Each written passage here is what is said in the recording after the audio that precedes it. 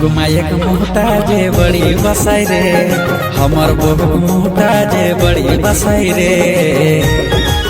ए दादा हमर बहुई रे, ए दादा हमर बहुई रे, नुकाई नुकाई खैनी खाई रे। ए दादा हमर बहुई रे, नुकाई नुकाई खैनी खाई रे। आर छुटुक माये पेचर पेचर बड़ी ठुकई रे हमर बहु यहाँ तहाँ बड़ी ठुकई रे। ए दादा हमर बहुई रे, जाकी टेक तोरे खैनी राखाई रे।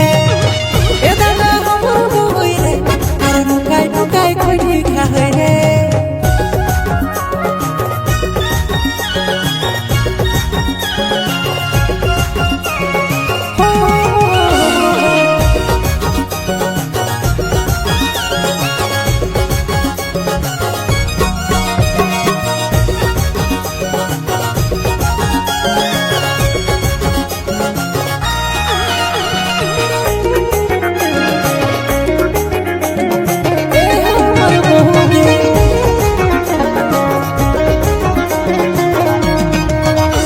अरे जकर तकर ठिने जाके खैनी मांगई रे, की कहबो दादा हमें लजाई जाही रे।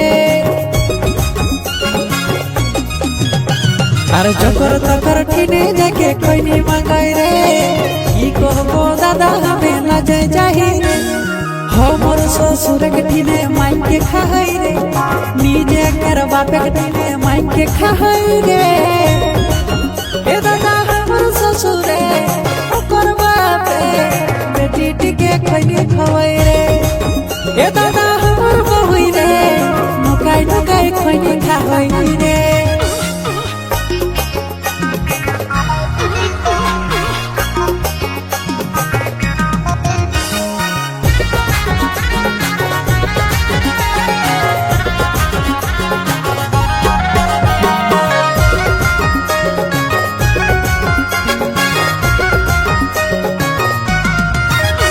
अरे खैनी खाई के दांत गुलन पहुँचाई ले रे, देह ले चुमा तखन बसा ले रे।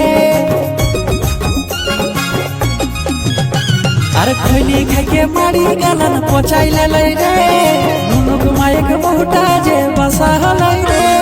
राती सुत के समय खैनी खाई रे, भरे भरे सुत उठ के खैनी खाई रे।